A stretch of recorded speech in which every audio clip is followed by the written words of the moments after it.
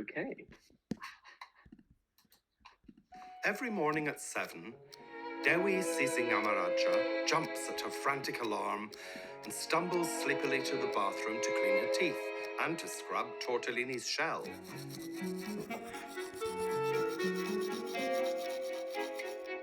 Then... No, that isn't a cat falling down the stairs. That's Dewi practicing the violin, as she does nearly every morning. Dewi loves her violin and dreams of becoming a great violinist one day. After Dewi's done her morning practice, she has a bowl of cereal while Oma listens to the radio. And of course, an iceberg lettuce for Tortellini. Then, school itself, filled with bells, tests, bubblegum, Mr. Bat's squiggly sums, silly boys, and paper aeroplanes. School.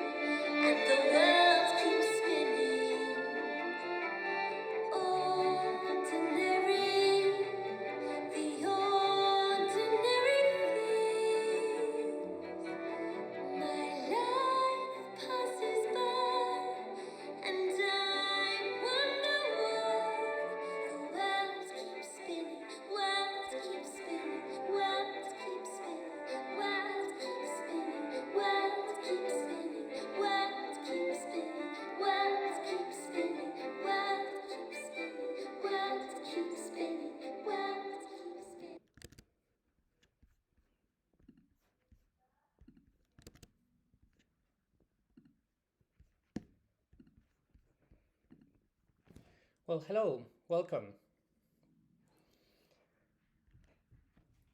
Welcome all to our live stream of Dewi In The Deep.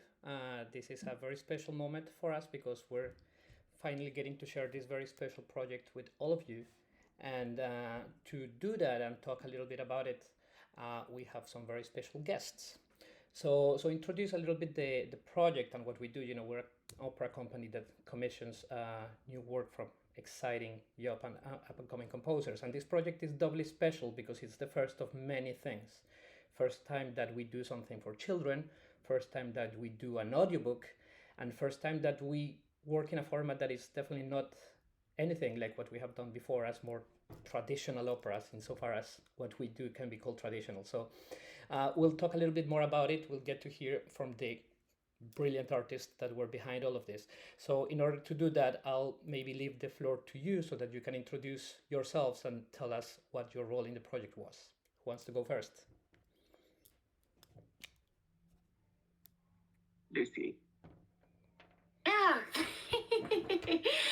Hello, hello to everyone watching. I'm Lucie Treacher, and composer, and also we sort of co-wrote the story, but I was kind of on the Word doc the most. And did some singing also in the piece. And this is Kim. Hello, I'm Kim, or Joaquim. I'm also a composer, and I'm originally from Barcelona, but I've been in London for a few years, and I teach the piano as well. I try to play the piano. I like weird instruments. Lucie forgot to mention that. I mean, she has a huge collection of weird instruments. Some of them are feature in the audiobook. We'll make sure to get around to that part again. Yes. And yeah, it was a delight working in this project. And on to John. Hello, everyone. I'm John. I'm not a composer, I'm a conductor. and I founded Orchestra for the Earth, with whom we had a lot of fun recording this wonderful music by Kim and Lucie. Great, thank you all. So, well, I mean, to give kind of a recap of the story. So, Dewi is this 8-year-old girl of Indonesian heritage. And basically, just a short version of the story, she has this pet tortoise whose name is Tortellini. And the story, basically, they go to a zoo. Tortellini jumps into the pond where the penguins are. And when Dewi jumps after him to save him, they just get transported to this magical world where they're going to meet a lot of sea creatures and learn from them about what our actions as humans are making to their environment. So it's a very, very interesting story, but I guess that there's so many scenes and so many things that happen in it that I wanted to ask you about if you had any highlights or any favorite scenes that that somehow stand up because they were funnier to record, to write, to sing, to what are your favorite moments, if we can start by that. Well, Kim, do you have a favorite moment you want to share? Yes, and funnily enough, you wrote it, Lucy. It was the zoo. I think that's the most fun song, and possibly the most exciting bit. It's what kicks everything off in the story. And why I liked it so much is because I got to sing in it alongside Lucy. But you can probably tell us about writing the crazy. You can probably tell us about writing the crazy lyrics. Oh, well, it's very sweet. I think you.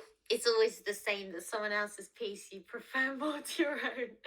But the zoo, I think there was something about the zoo is the opening. So Dewi and Tortellini go on this school trip to the zoo, and that's where everything unfolds for them. And I think the zoo has got this like slightly grotesque but magical feeling to it, which I sort of tried to get through in the music. So it's got a slight gritty, weird undertone to it. And it plays a lot with the kind of the rhythms of the words elephants, kangaroos, platypuses, rhino poos. So it's very rhythmic. Yeah, I love it too. Well, so how about we give it a go then so that our audience can hear what we're talking about. For all of you, here is Without a moment's hesitation, they dashed through the towering gates and into the zoo.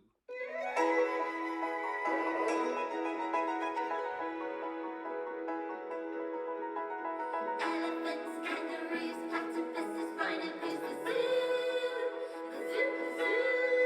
Slime, snakes, timid toes, sassy sea lions here in all their glory. Don't you put your fingers through the bars or you might find them in the jaws of very, very hungry creatures. Don't you look that panther in the eye or crash that pretty butterfly. Better be on your best behavior. The zoo.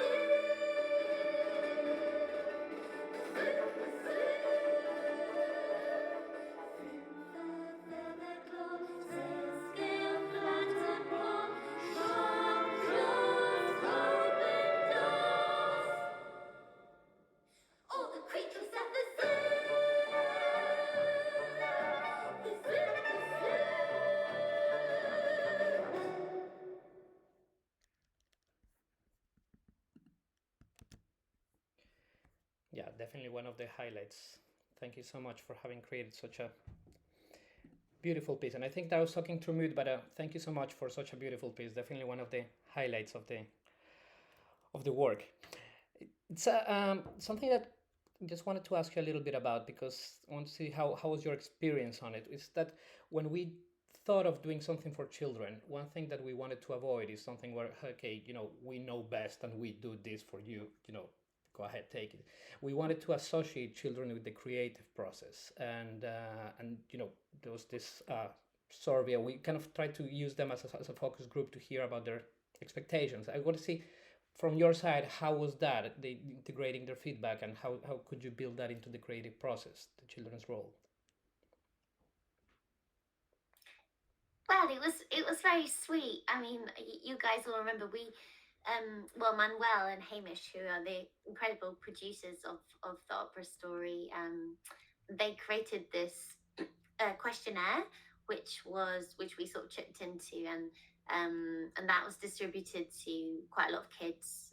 You guys will know the specifics, but and they came up with answers to these questions, all about the sea and all about how they imagined Dewi to be, and that really helped inform our story. So they had, for instance, like we asked what would Tortellini the tortoise's favorite snack be, and we had answers like sausages, ginger nut biscuits, and things. And we ended up using ginger nut biscuits. So, yeah, Kim, sorry, yeah, or John, like, what else? I don't know.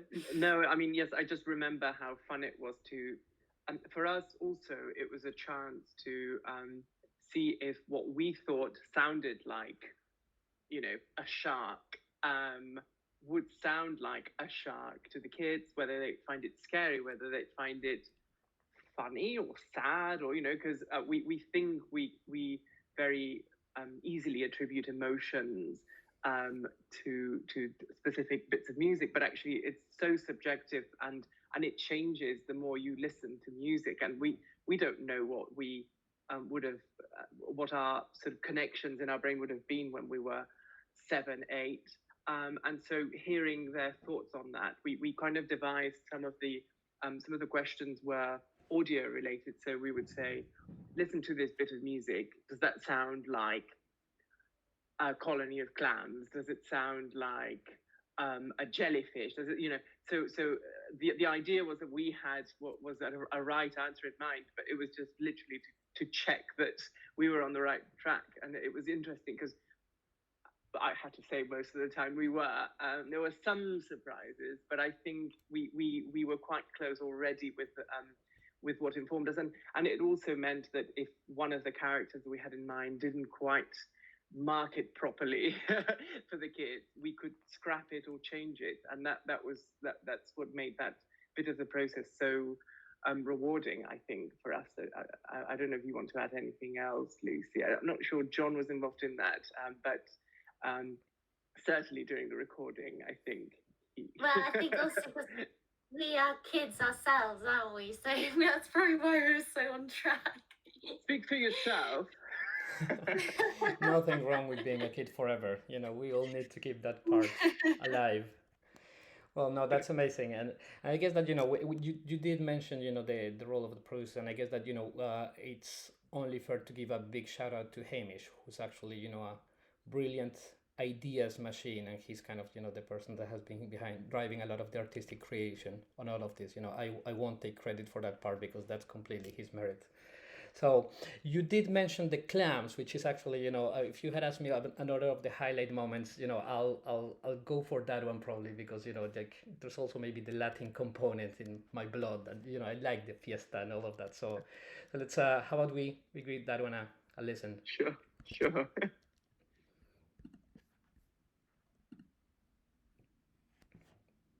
Soon they spotted the oil rig Little Blue had mentioned. Its huge, ugly metal pillars bored down into the ocean floor. As they approached the ginormous structure, they noticed a hypnotic, rhythmic sound. Around the base of the oil rig was an enormous colony of clams.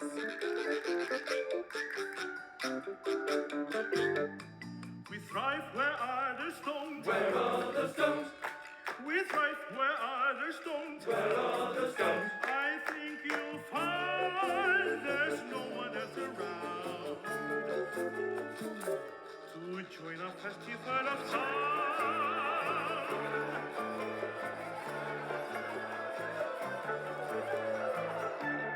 Clickety-clack, clickety, clickety-clack, clickety. Why don't you come and sing with us? Yes, we all know that creatures with shows are the life and soul of the party.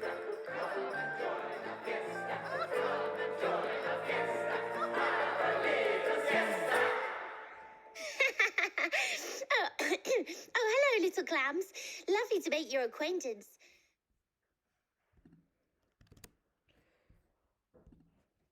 come and join the fiesta. Love it. So so yes, as you have seen, you in the audience. I mean, it's we start seeing in this extract, a little bit of that component of getting people aware about how are the structures that we built in the sea, are impacting the lives of their inhabitants, etc. I guess that that's the key message that I wanted to get along with this piece. Was this raising awareness about what's going on in our planet. And I guess that this brings me to another question. And I think I'll start with you, John, because your orchestra is squarely in that action, which is basically what role do you see the performing arts playing in the fight for climate change, and especially with what you're doing with Orchestra for the Earth, for example? Well, I think there are so many layers to this, really. One of the most important ones is that the kind of communications on climate change can be quite depressing because the reality is potentially horrifying. But the result of that, especially the way we kind of receive the information, often on our own, reading a newspaper or listening to a podcast or something, can feel kind of paralyzing, and we just feel like there's nothing we can do as a result of it. Whereas I think the great thing about culture and music in particular is that it can be really energizing and a really positive experience, especially because music you usually experience in the room with other people. And that can make you feel like you're really part of a community and that actually something can be done about this, because collective action is the only way we're gonna get through it. And we often talk about culture. We need to change the culture on using plastics or the culture on using fossil fuels and that kind of thing. Well, culture is what we do as musicians, and that's the place to start, is to start with these kind of communities of people where people can have conversations about things in a non-political setting.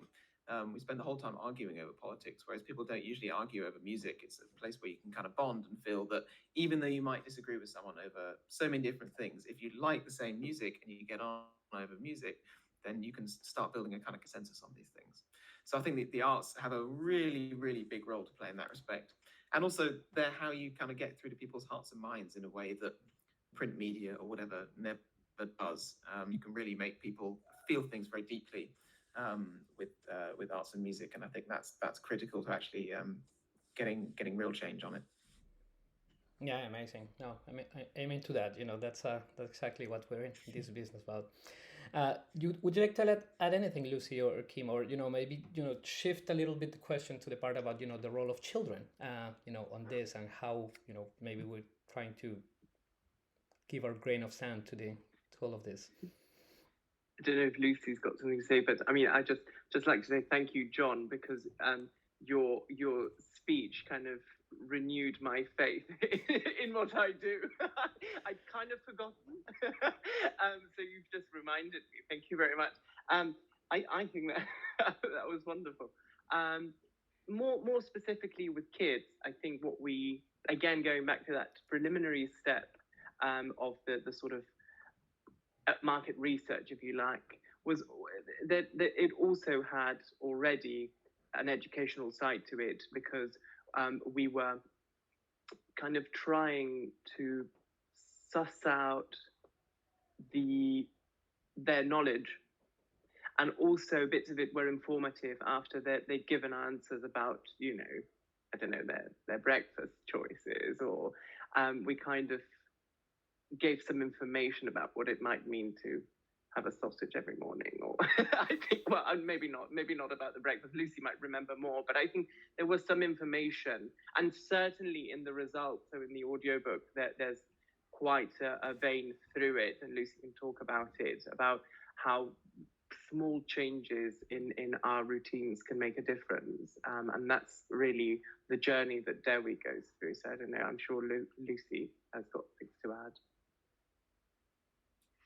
Well, I don't know, but I mean, I think, yeah, totally agree with what Kim says about John. Because you do wonder how, as a musician, how on earth you can actually help. But I mean, obviously, we've all got to live better, live more responsibly, as well as thinking about how our careers can make any impact or help, I don't know, help climate change. But anyway, I think the story was, we kind of wanted to explore different areas of how humans are polluting, affecting the oceans, and we kind of pinpointed those. So, like, I don't know, plastic, microplastics and things. There's a section on that where Dewi ends up in a sort of plastic bag island. There's like a section at the oil rig with the clams, which you've just met, lovely clams. And there's a section with some sea bass, as in bass singers. So we had the lovely narrator sang that one, and yeah. So there's all these areas that are potential sort of educational learning points on her journey where she learns about what's happening. And what was nice is we assigned an animal to each sort of station, if you like, who was like the mascot of the climate mascot for that thing, or like, yeah, if that makes sense. Totally. No, Yeah, I think I just add to, go on. no, please. Add to that I think one of the things you did really well in writing this is that you kind of showed how the climate issue affects every aspect of our lives, and I think we have a particular talent as humans to put climate change, despite it being the one thing that will affect everything in our lives, in a box. And we can watch a documentary about it and think, oh, that's pretty bad, isn't it? And then just carry on because you've got something else to do. And I think by putting it in things like culture as well, you have the conversation everywhere, so you can't ignore it because it does relate to everything, and so it should be everywhere, and we should be talking about it in everything. And I remember when I was at school, we learned about climate change in geography, but not in anything else, which makes no sense really anymore because it does affect everything else. So I think it's great to have it in a really kind of integrated way like this. That's such a nice, that's so well said. Oh, yeah, amazing. Exactly. I mean, the kind of absorbing the message through different channels, which in the end is also kind of one of the beautiful things of opera, and what this, that you can convey these messages through the music and through the words and through the singing, and and that's because that's back to again to that idea of what the mission and what are we doing. So I guess that But sorry, I just think of John at school saying, well, why are these maths problems not related to climate? Can we not have one where it says, if every year we throw 2 billion tons of plastic in the sea and we have 300 cubic whatever, I can just imagine John saying, sorry. That's a good point. Sorry. Yeah, no, and I think another thing is also like how doing this and having all of the animals play a role is giving them a voice, just not making it so much about us, but also making it about them, because seeing climate change, climate change can be seen through this anthropocentric lens where basically, oh, it's about us, we're going to be disappearing as humankind, but it's already happening to them, and it's that humanization of the animals is kind of quite important to hear it. And that's such a good way of introducing kids to opera, because opera and classical music generally has a chronic problem with getting young people involved. And I can see why, as a young person, if someone takes you an opera and you see that, you might think that a soprano dying somewhere in 17th century Italy might not be that relevant to you, whereas climate change is the number one issue for young people. So if that's into opera, then I think that's a great way of showing them that it's relevant. Yeah, which is all the interest of renewing the repertoire and basically telling the stories that are relevant today. So it's the biggest drama of our time, isn't it? Really, exactly. Climate change. So yeah. I hope there's many operas written in its, Yeah. But well, let's leave it on a hopeful note, and and hoping that that you enjoy it, that you are able to share it with people around you. And I think that one of the things that we wanted to do with Dewi is maybe just starting a conversation, and making that be a base for activities at school, and be a base of for further developing the imagination of children around these topics, and starting conversations at home, at school, in all areas of life. So if you enjoyed it as much as we enjoyed doing it, you know where to find it, theoperastory.bandcamp.com. And if you're at a school and want to get in touch to see how we can take it somewhere else, by developing into musical activities with children in your classes, or anything that you can think of, we'll be more than happy to talk and see what we can do with this, because it's a very, very special project, and we really believe that this has the potential to develop start a lot of very interesting conversations. So with that, I'll just thank Lucie, Kim, and John again for your role on this. It's you are the ones that made this possible. So thank you so much. It's a really, really special thing that you created here, and I hope that we get to do more in the future. Thank you. Hey, could it be nice to listen to Ordinary once more? I don't know. Yes, before we leave. Yeah, let's play Ordinary. I love And that song. also gives a chance people to write in the chat if they have any other questions or whatever, and then we can answer. We'll be around for another few minutes anyway. Exactly. Well, while we do that, let me see how's Hamish doing there.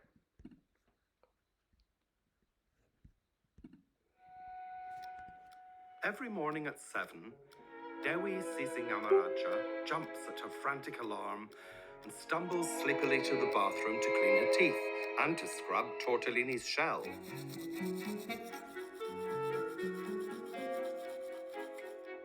Then... No, that isn't a cat falling down the stairs. That's Dewi practicing the violin, as she does nearly every morning. Dewi loves her violin and dreams of becoming a great violinist one day. After Dewi's done her morning practice, she has a bowl of cereal while Oma listens to the radio. Right, John, yet another tornado has hit.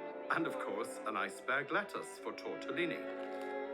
Then, school itself, filled with bells, tests, bubblegum, Mr. Bat's squiggly sums, silly boys, and paper aeroplanes. School.